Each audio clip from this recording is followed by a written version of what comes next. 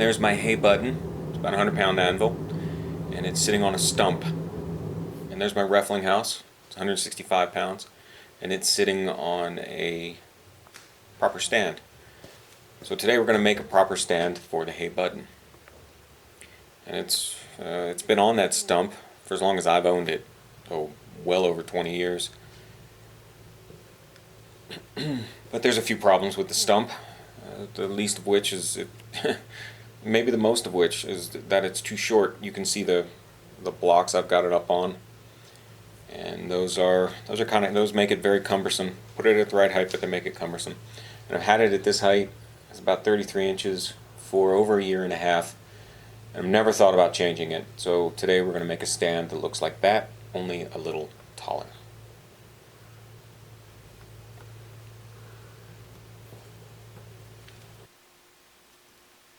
There's a quick sketch of the two.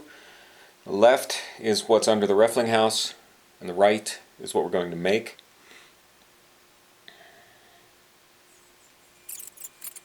I've got 5/8. That's 2 feet by 4 feet of 5/8 plywood.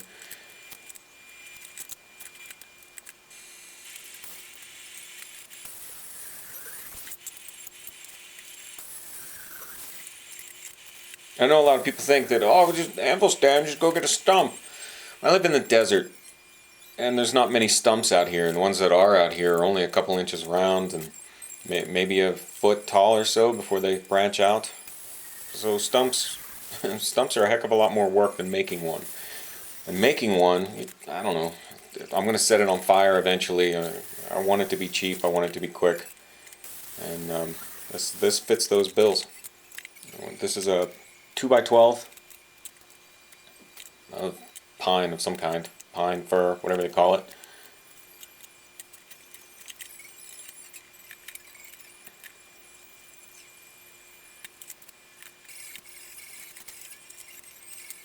Yeah, I'm not very good with woodworking. I haven't done much carpentry in my life. I started out doing carpentry, but then I got a job welding, and well, I've been a career metal worker since. So carpentry and the only real experience I've had is people getting in my way while I'm trying to weld something. So I'm not going to go into a whole, this is how you use a circular saw and you got to have this, because I don't really know. I just kind of make it up as I go along. And that leads to a lot of frustration.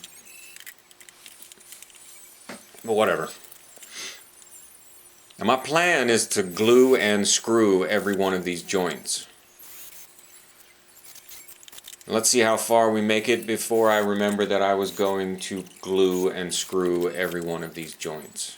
And then I'll let you go through the rest of the video and figure out how many times I forgot to glue the joints before I screwed them together.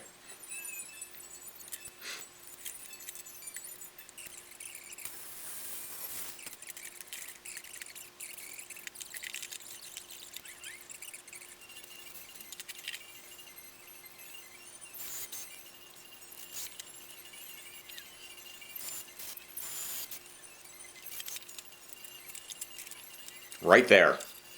Take it all apart, add the glue, and then screw it back together. Oh well.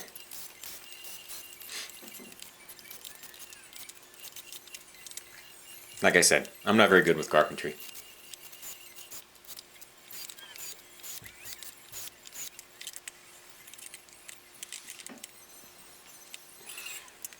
So I found this design on Anvil Fire. I think it was on Anvil Fire. And I didn't really think too much of it, but when I made the one under the Reffling house a couple years ago, I had all the materials, and I figured, why not? What's the worst that could go wrong if I can make an anvil stand for free and get to work? Good. So I did.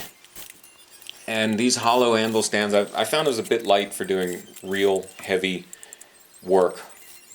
So I filled the one under the Reffling house with sand. And if the anvil is 165 pounds, the combined weight of the anvil and the stand, though, that's 280, 290, something like that. So just shy of 300 pounds. And it moves around a whole lot less. So I can really wail on it, and you see in the video that it bounces around, and when you're looking at it that close, it looks like it's all over the place. But when you're working on it, I hardly notice. I'll work on it for an hour and realize it's moved 3 inches. So I'm convinced it's a good stand.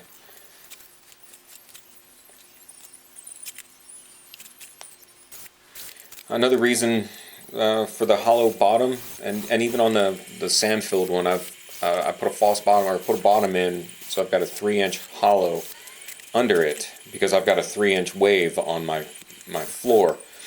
Cement floors are just not flat. They're just not. And anything you put on there is going to rock. So having a hollow form can help you find a spot that it doesn't rock. So there you go. Hollow's good. Now if you have a dirt floor, which is what I would much prefer, my knees, my back would prefer that I worked on a dirt floor, this anvil stand works wonderfully. I've got that up at the park, dirt floor, and the hollow stand is just great. I put it in one spot, stays in one spot, doesn't walk at all. The other thing I like about this stand is that it has a small footprint. The base of this one is 15 by, I think 15 by 15. The other one's 16 by 15 and a half or so. And that really allows me to get up close to my anvil, kick my feet in real tight. I can pull my hips up right to the horn of the anvil if I need to. And I don't know, to me that's a comfortable way to work. So here I'm just putting the cleats on. These pieces are what the side cleats, what the cleats for that actually hold the anvil. My anvil hold downs will screw or bolt into this.